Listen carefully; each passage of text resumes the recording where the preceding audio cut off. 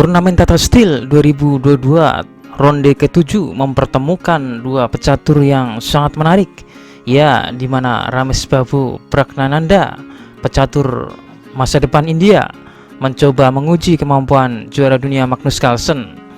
Ya, Pragnananda yang digadang-gadang menjadi pecatur masa depan India ini mendapat pelajaran yang berharga dari sang juara dunia Magnus Carlsen.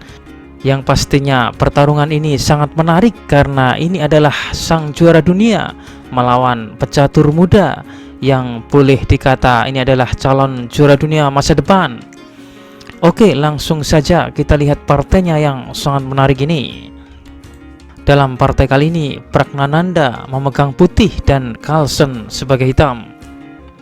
Permainan dimulai dengan D4, selanjutnya D5 oleh Carlsen, C4, E6, kuda F3, Magnus Carlsen mengambil pion C4, dan Prag bermain E3, tentu membuka diagonal gajah.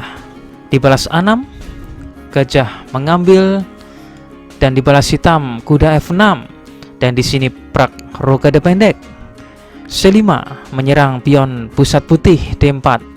Dibalas B3 membuka diagonal perkembangan gajah, di mana gajah ini bisa ke B2 atau ke A3. B6 memperkuat pion C, dan tentunya ini adalah hubungannya dengan perkembangan gajahnya.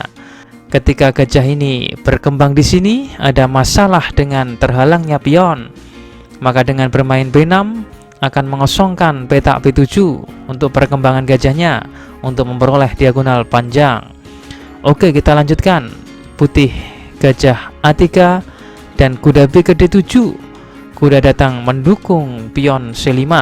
Tapi di sini Prag bereaksi dengan terus mendorong pion D-nya maju. Langkah ini perlu untuk putih meskipun memberikan perkembangan yang lambat untuk gajah putih A3. Setelah pion makan pion, Prag balik memukul dengan gajah, menyerang benteng. Benteng bergeser ke B8. Gajah B2, tindakan yang cukup tepat dari Prag. Memang gajah putih A3 ini tadinya memiliki posisi yang buruk karena posisinya yang terblokir pion lawan. Maka gajah ini perlu berpindah ke diagonal yang panjang dan leluasa. Gajah E7. Setelah Prag mengembangkan kudanya, Carlsen rokade pendek. Menteri C2 mengembangkan menterinya untuk memperoleh kendali jalur C dan diagonal yang panjang. Langkah menteri ini juga mengkoneksikan kedua bentengnya. Hitam melanjutkan B5. Carlsen dengan pede dan berani memainkan pion ini karena ada dukungan dari benteng di belakangnya. Benteng F ke D1 dan menteri ke C7. Langkah keluar menteri dari garis benteng. A4 mungkin dengan maksud menghancurkan pion hitam dan membuka file A untuk bentengnya. H6 dan Carlsen sepertinya memainkan langkah menunggu dan ingin melihat putih bereaksi terlebih dahulu. Dan di sini putih bereaksi dengan A kali B5. Putih ingin mempertegas posisi di sayap menteri. A kali B5 dan file A menjadi terbuka. Menteri E2 menyerang 2 kali pion. Menteri B6. Menteri datang melindungi. E4 membentuk rantai ikatan pion dan gajah. Benteng E8. Langkah yang cukup logis benteng ini menempatkan pada petak yang segaris dengan menteri. Menteri ke D2. Prag memindahkan menteri dari file E yang sudah digaris benteng hitam. Tapi langkah bolak-balik menteri yang berkutat di baris kedua ini sungguh membingungkan dan pemborosan tempo. Oke, Carlsen melanjutkan gajah F8 membuka file E. Potensi menyerang 2 kali pion sambil mengancam dorongan pion B4 mengusir kuda putih. Menteri ke F4 dan dibalas B4 menekan kuda. Kuda ke A4 balik menyerang menteri.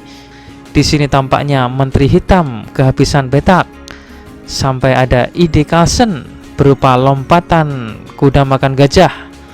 Kedua kuda sama-sama menyerang menteri. Benteng pukul kuda dan menteri ke E6 terlihat cukup bagus sepertinya menekan pion. Lalu Prag memainkan benteng satunya masuk ke dalam permainan.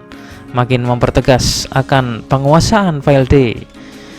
Posisi putih sedikit menekan dengan menteri memantau benteng hitam, di mana kuda yang melindungi benteng ditekan oleh benteng putih. Posisi yang sedikit riskan untuk hitam.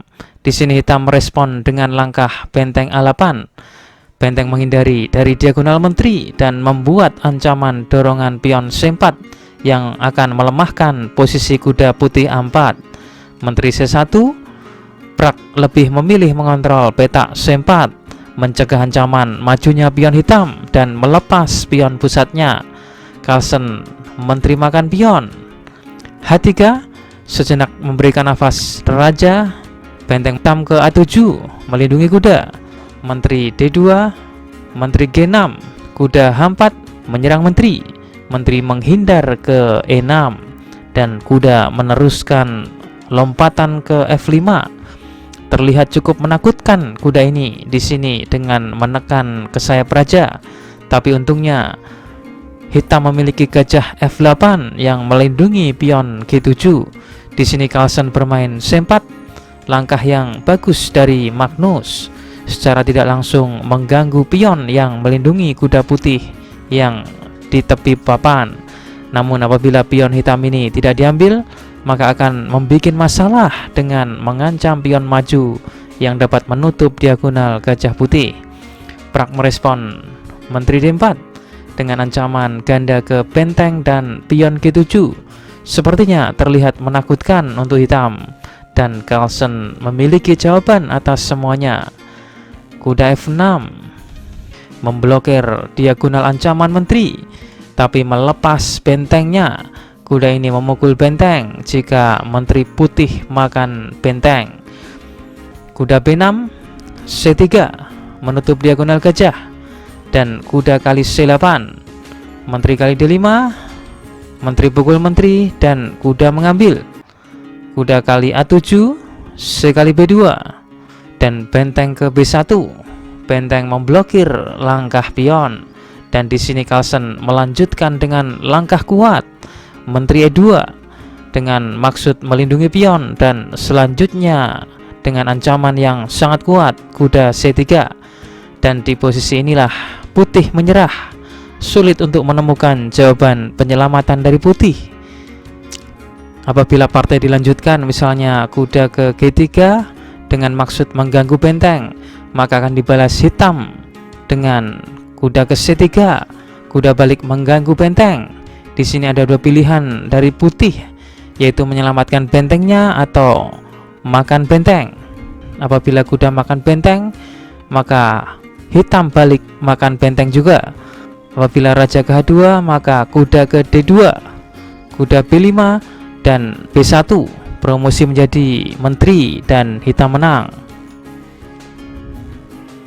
Atau di sini apabila putih tidak makan benteng tapi menyelamatkan bentengnya ke F1 misalnya, maka akan dibalas benteng ke C2 dengan ancaman benteng C1 yang akan membuat pion menjadi promosi. Hitam tetap menang. Oke, apabila di posisi ini merespon dengan kuda ke D4 misalnya, dengan maksud mengganggu benteng dan mengontrol petak C2, maka hitam dapat membalas kuda C3 balik mengancam benteng. Apabila benteng ke F1, maka dibalas gajah C5. Kuda akan terancam. Apabila raja H2, maka gajah makan kuda dan putih tetap kalah. Berikutnya kita tampilkan kunci jawaban problem catur video yang kemarin. Kuncinya menteri ke H1. Apabila raja makan pion, maka kuda ke G2, H kali G2 dan H4 skakmat.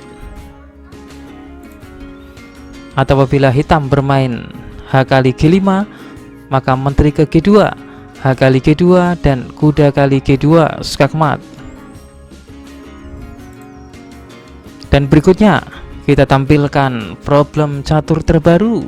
Silakan dipelajari dan kunci jawabannya akan saya tampilkan di video selanjutnya. Terima kasih telah menonton.